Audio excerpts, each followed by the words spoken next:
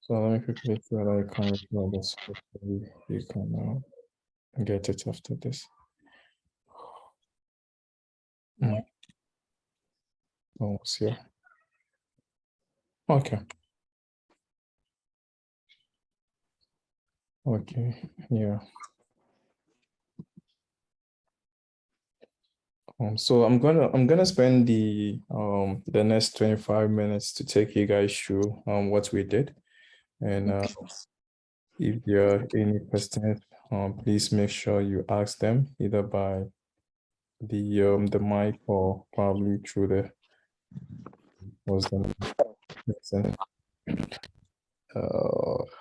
so let me quickly see whether I can give you guys an overview of what we did and what we intend to do probably this year as well. So this will be the main page. So basically when you go to my website, you tend to see that there is a home page, but just come down to the volunteering side, which is basically trying to introduce you to the grad school. Now, when you come in here, there are a couple of things you probably might want to prepare or have before you make any application or you start any application. The very first one here is your CV. So if you are interested in writing a good CV, or if you are struggling with how to write a CV, you can have a look at this video. Either of these videos will help you prepare your CV. If you're interested in writing your statement of purpose, here again, this will be the link for you to have a look at in trying to prepare your statement of purpose. That being said, if you want to have a general overview of what we did last year in terms of the assistance that we gave to the students, you can watch the video, which is here, or you can quickly have a look at the slide. Basically, we did an introduction to Canada, what you need to prepare for, the selection, the statement of interest, the payment that is expected of you from the school, right? That's your application fee, not us. There is no money taken from you. From my perspective, no, we rather assist you with the payment, and also what to expect when you're done with your application in terms of your visa application, what is expected of you. So this is going to give you a general overview of that. If you're interested in watching the video, again, as I mentioned, the videos are going to be there for you to, watch.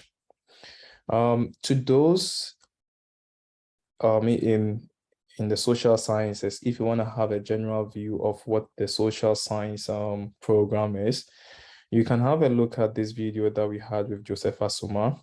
He's a social scientist from the University of Manitoba. He came in to assist us prepare our application. So have a look at this video. It can be of help.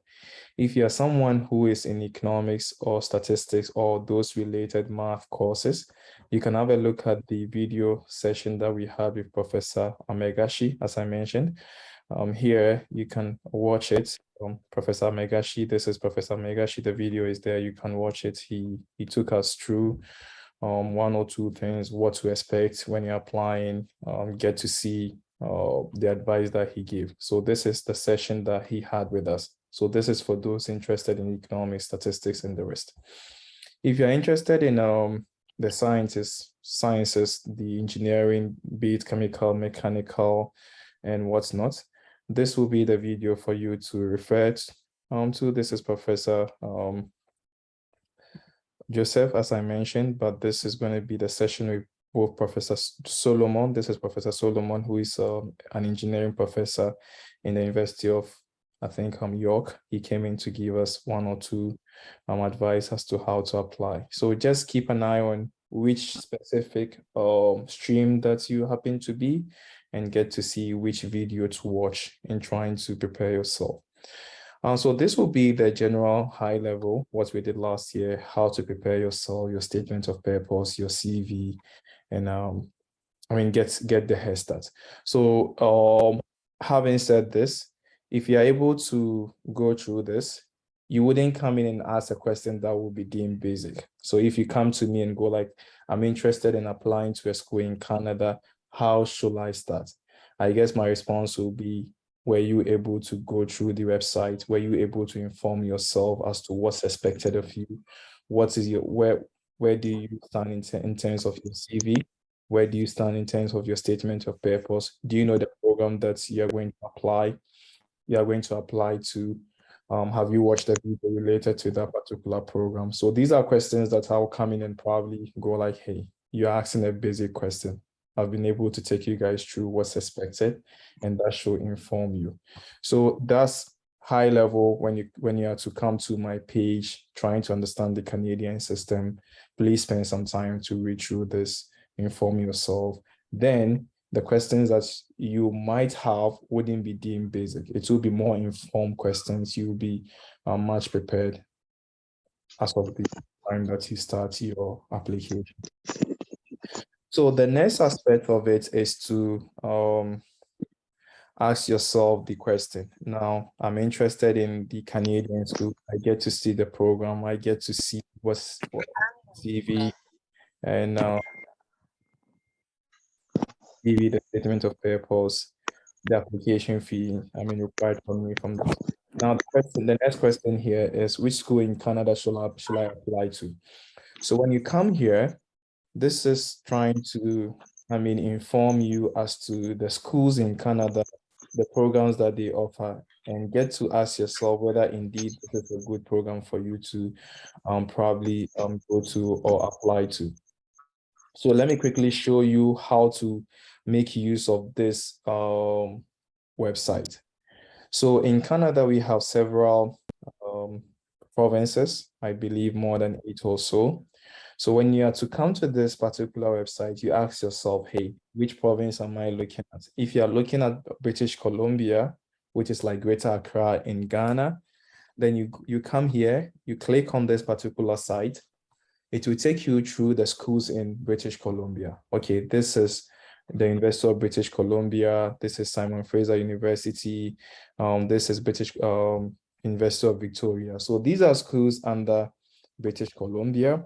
Then you spend some time to go through, hey, I'm now under British Columbia. This school looks interesting. Let me try and Google it and see the programs that they offer. You do that stepwise.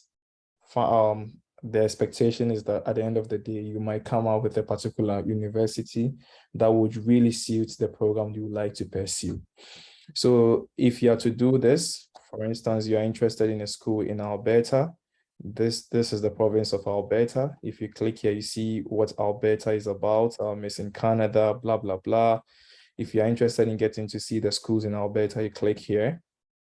They will provide you the list of schools, the programs that each school offers. Then you do your own research to see which particular program will best suit you. If you are interested in Saskatchewan, which is pretty much in the prairies, not so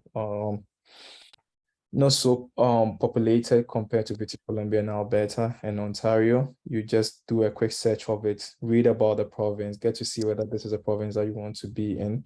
Then if you're done with the research on the province, then you click on the schools that happen to be there. These are the schools here: Saskatchewan, University of Saskatchewan, Regina, and the rest. So you read about it and get to see, hey, I'm just narrowing it to this particular school. Manitoba, this is another very good province. This is where I was in for my master's program. You can just click on it, look at the schools, see whether the schools will suit you. Then you can make your decision. Now, the reason why I'm spending much time to go through this is fairly simple. Most of the times, you tend to see that your colleagues will come in and go like, hey, I'm interested in Canada. A colleague told me that the University of Manitoba or maybe University of Saskatchewan should be the school that I apply to. Fair point. The danger there is because that particular colleague is recommending University of Manitoba or probably University of Saskatchewan, the likelihood of other people applying to the same school is going to be high because a lot of people know about that school and they're going to put in the application. So if you're going to compete with your colleagues from the same country, it's going to be very tough. So take the advice from your colleagues if they are to tell you that this particular school, which is Manitoba or any school, take the advice, apply if you can, but do the due diligence. Try and go through yourself and research about one or two schools and see whether they will best suit your background. And if they do, please add those schools to it. I last year when we were doing this, I told Gina about it. There was a particular student who came in. He was looking at the website, looking at the schools. He didn't really take anyone's advice and just apply to this school, apply to that school. No, he didn't do that. He just went through the website, look at the schools, and then he picked one particular school in the Atlantics. Then he chose it, so he just applied and he got in. And because it happens to be probably he being the only one, the funding was good. Yep, he got the funding. He's currently with us. So doing the due diligence and not sitting down to be spoon-fed is going to be extremely important for your progress. So this is basically it in terms of how to apply to the school. Now for the application deadline, there are key factors that you probably might want to look at before you apply. The deadline, whether you need a supervisor or not, whether there is a need for GRE or GMAT, the application fee involved, the acceptance rate, and any connection that might be of useful to you. So this, I believe, might inform you in making your decision. So that's going to be it in terms of the school and how to narrow down your school. So here, last year, as I mentioned, we had a lot of students applying, and this is just to give you an overview of those students who were interested, and they submitted their applications, some in the sciences, others in art and whatnot. Quite a lot of them. The expectation this year is that I'll talk to my team, get to see whether they have the time. If they have the time, then I'll put out the notice again, get you guys to submit your CV and submit your transcript. We will shortlist, see those we can assist with application payment. We continue with the process, get to see whether some come out successful, which we pray they do, and yeah, continue with it. So that's the whole idea. Yeah, this is going to be high level what we did last year, what was very important for us, and how to probably get yourself ahead of the game. So let me just pause here. If anyone has any question, please ask. If not, then I can just quickly go back and shoot one or two points. Questions?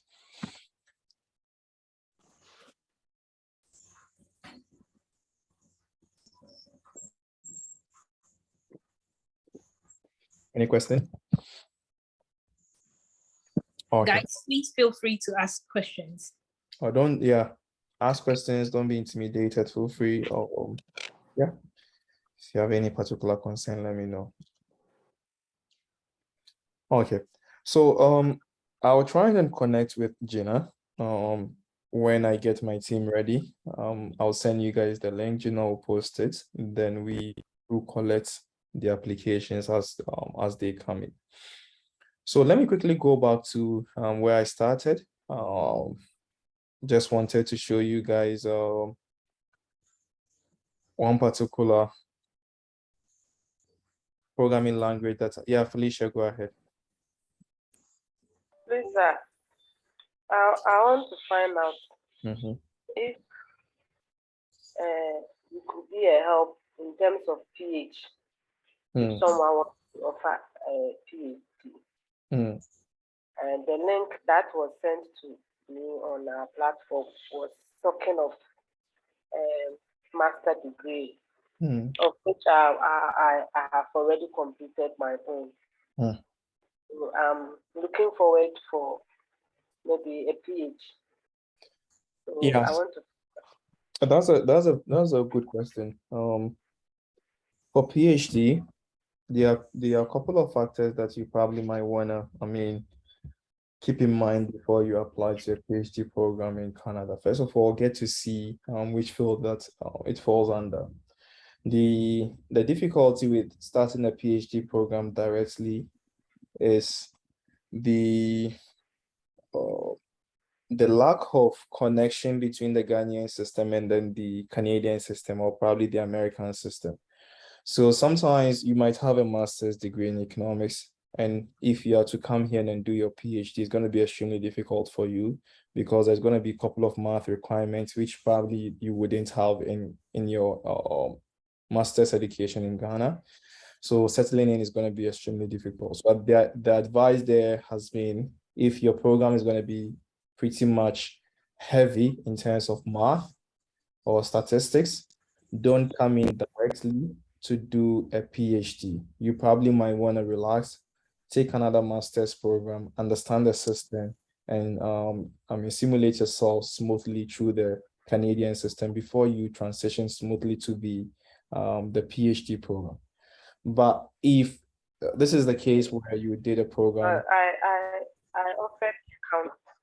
Yeah, it's gonna be extremely difficult, to be frank with you, because that's my field. I understand what's needed to do the PhD in economics. So if you already have masters in economics, it's good, but have a look at the schools that I showed you here.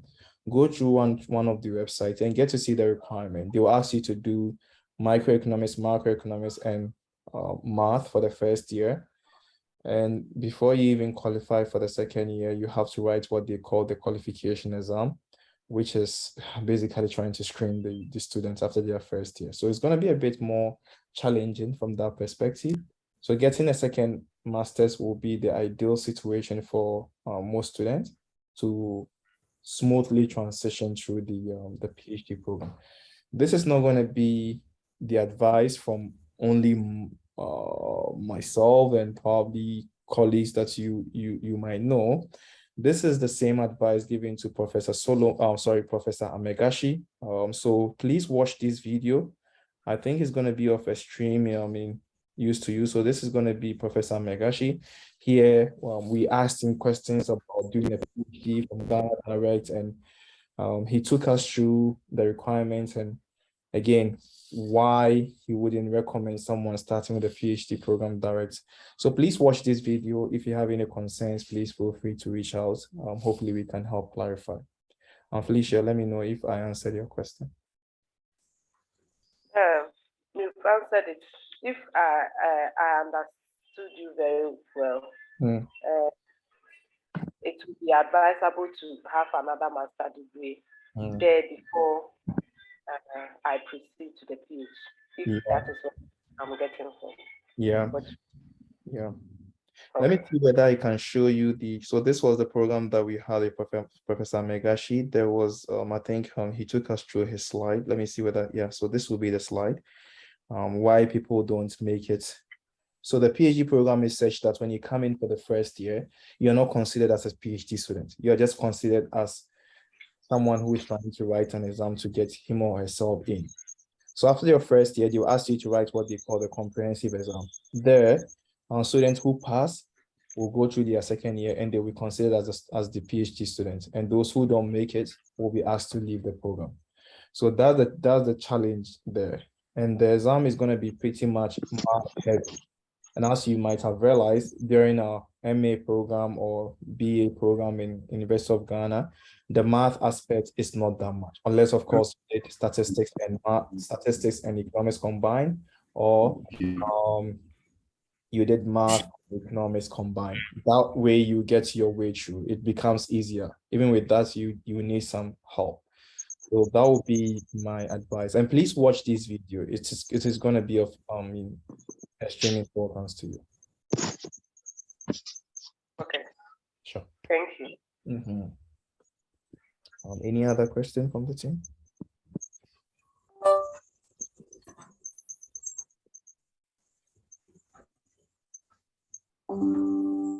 Last? Okay.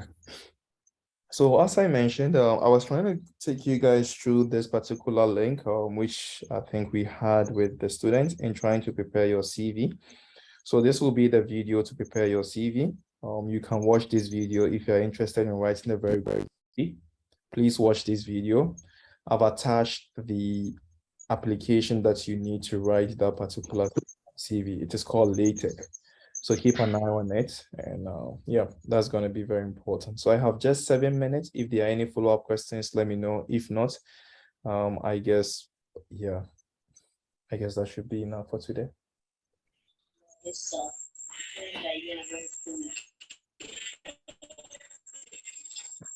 Okay.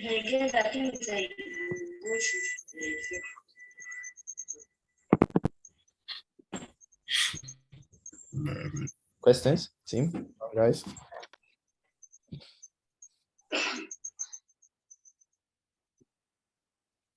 Okay. Good. So just to recap, if we are to see this particular link that Gina sent out, my expectation is that we now know how to utilize it. Basically, when you come to the website, you get to see where to find how to prepare one CV, how to prepare one statement of purpose, get to watch a video that will inform you about your program in the first place and what materials that you need. Get to see basically a slide that will take you through the general program requirements, which is basically this. Then again, you spend some time to go through the schools that we have in Canada. First of all, you go through the provinces that we have in Canada. And each province do the due diligence here by looking at the schools under each province. Then I get to see whether they offer the program that you're interested in. After that, get to see whether you have the qualifications to meet that. Then if you do, then the advice here is please make that effort to apply to that particular program.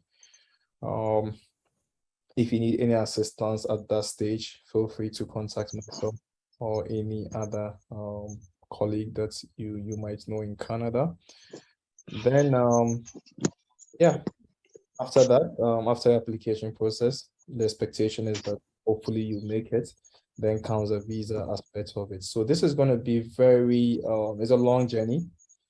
You will need much in terms of devotion and commitment, and you shouldn't expect to be spoon-fed. Most of the reading will be coming from you, understanding the system it will be coming from you. So in the next week or two, if I'm able to assemble my team and get them ready, I'll send the link out to Gina. She'll send it out. I'll take in the CV and then your transcript if possible, then shortlist the student, and I'll see how best I can come in and assist with the application payment. Yeah, so that will be all from my end. If you have questions, let me know. If Gina has any final comments, please feel free to make them. So Farouk, lots of them were asking me about the scholarship process. And I thought you were going to take them through the process of applying for a scholarship. Sure. So the reason why I kept a bit mute on the scholarship process is that each and every program has its own special ways of getting the scholarship. And here, the videos that I mentioned here by respective professors at each faculty will tell you that. So if you are in the engineering program, the scholarship process is different. And Professor Solomon he gives us a very good description as to how to get the scholarship. Solomon, watch the video on Professor Solomon. He will tell you how to acquire it. And just to give you guys high level, in the engineering field, to get a scholarship, you need to get a supervisor first. He or she should be interested in supervising you. And when you are to get the go-ahead from that particular professor, then you apply to the school, and the professor will assist you in telling the school that, hey, this is my prospective student. I'm interested in taking the student in. Then he or she will give you the funding from his or her grant. So that's how it works in the engineering field. Now, if you are in the economics field or probably in the sociology field, it's different. It's not going to be coming from the professors. It's going to be coming from the school.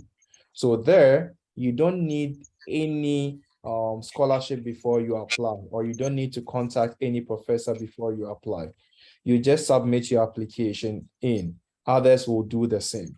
then there's going to be a board set up by the school to shortlist you the best applicants.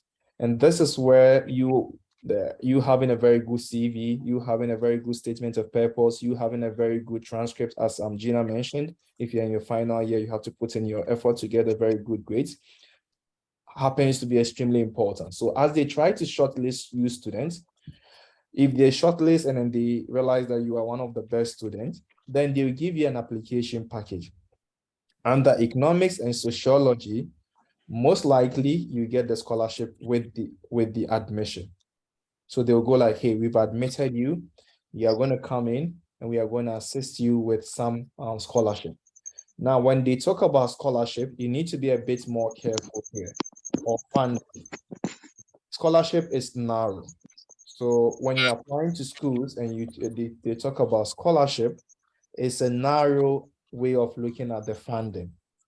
Scholarship, when you're interested in applying to a school and you are interested in getting to know how to fund yourself whilst in school, don't ask about scholarship. Ask about what is the funding situation like.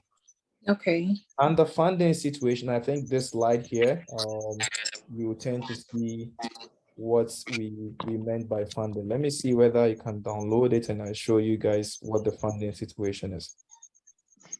Yeah, so this is the question. Don't ask whether they have scholarship. That's the wrong question. Ask what is the funding situation is. As part of the funding situation, it might be the case that because you are the best applicant, they are going to give you a scholarship. And a scholarship basically means that they're going to give you the money for free and you're not going to work for it. Okay, so this is the money you have during your stay. Part of it will go into your fees, part of it will go into your room and board and whatnot. That's one aspect of it. As part of the funding situation, other schools will also offer you work scholarship. This is the case where you come in, you teach or you grade, you mark scripts, you assist teachers in their teaching, and they will pay you. This is considered as part of your funding. Again, and this is going to help you during your stay. Again, as part of the funding process, you have what they call research assistantship. So this is where the professor will come in and go like, hey, I would like to work with you. Can you be my research assistant? You take your literature review for me, get some data for me, work on data for me. As you do, this task, you tend to get the money from the professor. So this is what we call research assistantship. So that's going to help you as well. As part of the funding process, this is not directly related to the school. You have what we call the 20 hours a week on your work visa. So when you are to come to Canada, you have 20 hours to work as an international student, and Gina can attest to this. So this can equally help you with your stay as you come to Canada. There is also bursary. Bursary basically implies that, hey, you're not the best student as expected, but you're doing your best and you're coming from a poor country. So you make a case for yourself that, hey, I'm in your school. I didn't realize that this is going to be the financial situation that I'll find myself in. Can you guys please assist me pay for an aspect of my stay, be it my or whatnot? So this is going to be bursaries. So you can apply to bursaries to assist yourself during your stay. You can also get what we call the spousal work visa. So this is the case where you come in as a married man or married woman. Your partner might be home, but you realize that the situation is a bit tough. You as an international student in Canada can apply for an open work permit for your spouse to come into Canada and work. And he or she can come in and work and make the money and assist you whilst you are in school. So these are going to be the various funding situation for an international students in Canada. And you having this understanding will give you a broader perspective of the funding instead of just saying they offer scholarship. And if the answer is no, probably you go like, okay, I'm not going to apply, which is a bit narrow-minded. Gina, let me know whether I answered your question. Yeah, you did. Thank you. Sure. Any follow-ups on this? Yeah. So again, this is going to be a very useful website for you guys. Yeah, Rashida, please go ahead. Yeah, I was expecting a lot of people to attend this meeting because I had many people texting me and all of that, and I was expecting lots of people to be here, but hopeful that the few of us here will make good use of the site, and we hope to see you succeed with this whole application process and to see you in Canada soon. But yeah, like Farouk mentioned, it's a gradual process. People think they snap their fingers and they're here. No, it doesn't work like that. It's a gradual process. You have to start, and then it will probably even take you like a year. You have to do the application, you get through, it takes time. So it's not just a one-day thing. So yeah, I will just encourage you all to try. If you know that you can do this or you can qualify for something, just go ahead. It's free, right? Just go ahead. Yeah, that's all I can say. I was expecting lots of people to be online now, but yeah, we have only like 7 people, but it's okay. I hope all these 7 people can qualify and will be here. I think Rashida raised their hand. Maybe it's a bit late. Hopefully the recording might help as well. So Rashida, if you have any follow-up question, let me know. If not, we can take any additional questions. Somebody raised their hands. I think it was Rashida. I don't know whether she's still here. It's who? Rashida Ferguson. Oh, okay. Okay. I'm not sure if she's still here. Okay. Rashida, do you want to answer? Okay, yeah. Yes. Hello. Yes, please go ahead. Please, can you hear me? Yeah. Yes.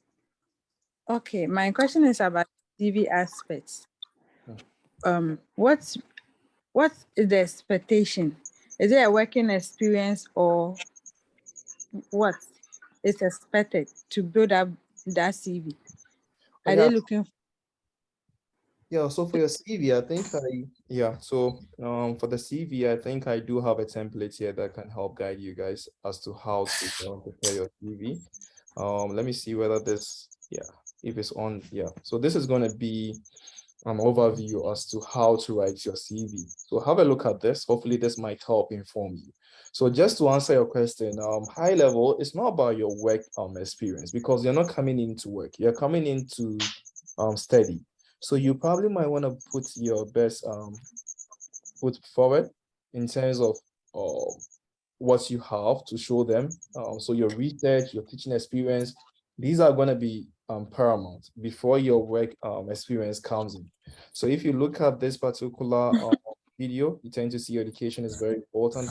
First one, then your skills. Here, your skills is not about whether you can read or whether you can write or whether you can speak well. It's about having the programming skills in R, in Python. Those in economics will understand what I'm talking about. Those in engineering also will understand MATLAB and the rest. So these are pretty much important skills that you probably might want to let them know that you have. Then comes your research experience. If you have any research experience, you probably might want to let them know.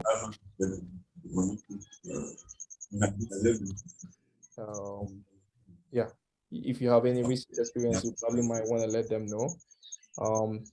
Then comes teaching experience. So if you happen to be a teaching assistant, you let them know before you even talk about your work experience, which is down the ladder.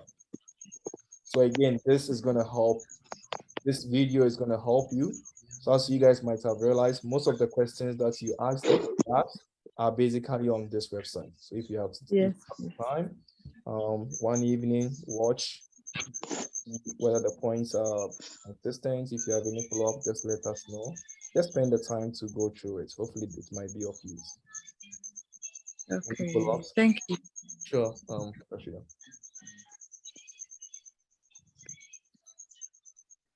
Any pull-ups? Okay.